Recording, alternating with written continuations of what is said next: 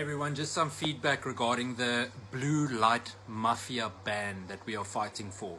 So we have officially now, as Action Society, received a mandate from one of the victims, specifically the one man that you see lying unconscious next to the road, to represent him in the future regarding this specific matter.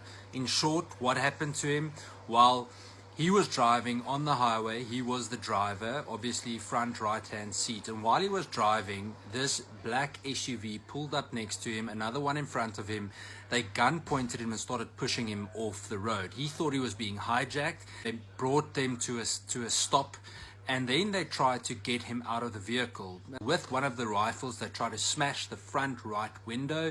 They didn't succeed in doing that. They then smashed the back right-hand window, gained access to the vehicle, after which they hit him with one of the rifles in the head. At that point that he lost consciousness. He was then pulled out of the vehicle, and as you then saw what unfolded on the video that has been distributed all over the country.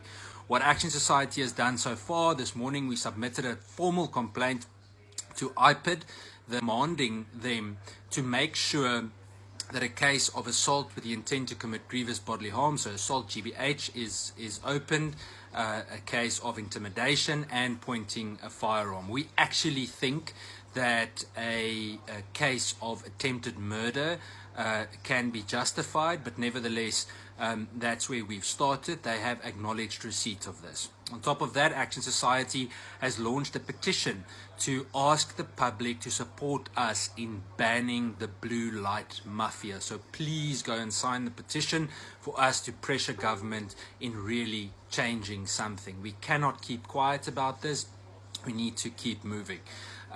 Apart from that, we are busy consulting not only with the victim but the rest of our team, and we will give feedback accordingly. I think what really bothers me about this is the terrible way in which government has responded. They still haven't arrested any of these thugs.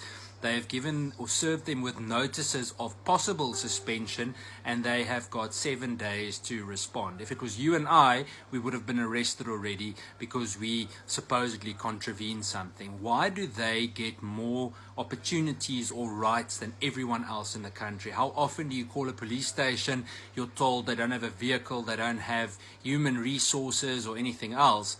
But these politicians get that type of protection that can be so heavy-handed with the public and face almost zero consequences. Do you know that over the last decade, more than 10,000 cops have been charged with violent crimes, and nothing was done to most of them? Only 50 out of more than 10,000 cops were actually suspended. If you look at the other stats within the same time frame, over 40,000 charges were laid against cops in South Africa. Less than 1% of those charges resulted in successful conviction.